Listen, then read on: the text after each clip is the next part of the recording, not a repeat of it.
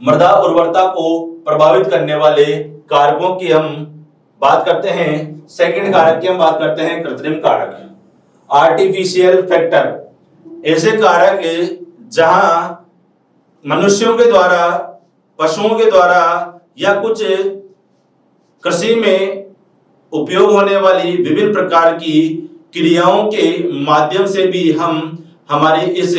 मृदा की उर्वरता को कम कर देते हैं। तो हम देखते हैं विभिन्न प्रकार की क्रियाओं को, जिसे पहला है जलाक्रांत दशा अर्थात वाटर लॉगिंग।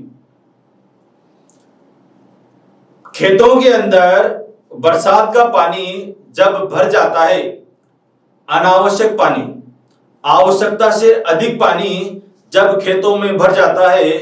तो और उसको निकलने की व्यवस्था या जल निकास की व्यवस्था नहीं हो पाती है, तो उसे या उस स्थिति को जलाक्रांत स्थिति कहा जाता है या वाटर लॉगिंग कहा जाता है।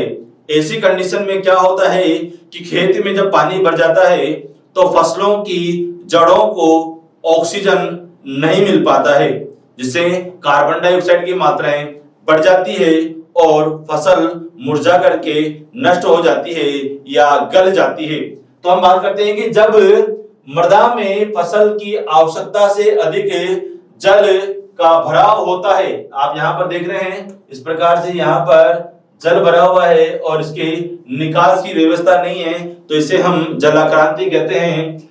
जब मृदा में फसल की आवश्यकता से अधिक जल का भराव होता है और इसके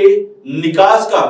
उचित प्रबंधन हम नहीं करते हैं, तो ऐसी कंडीशन में मृदा की भौतिक दशा खराब हो जाती है, मृदा का कणाकार बिगड़ जाता है, मृदा की संरचना खराब हो जाती है, मृदाएं दलदली हो जाती है, कीचड़ की मात्रा अधिक हो जाती है। तो आवश्यक पोषक तत्व अपसालन के द्वारा जड़ क्षेत्र से नीचे चले जाते हैं। अर्थात हम कह सकते हैं कि ये जो मृदा का क्षेत्र है, यहां से जितने भी पोषक तत्व होते हैं ये पानी के साथ साथ में नीचे की ओर चले जाएंगे और जड़ ऊपर ही ले जाएगी, फिर इन जड़ों को ये पोषक तत्व उपलब्ध नहीं हो पाएंगे। तो एक स्थिति जो हमारे द्वारा ठीक की जा सकती है कि इसका उचित प्रकार से जल निकास करके हम इस कंडीशन को बचा सकते हैं।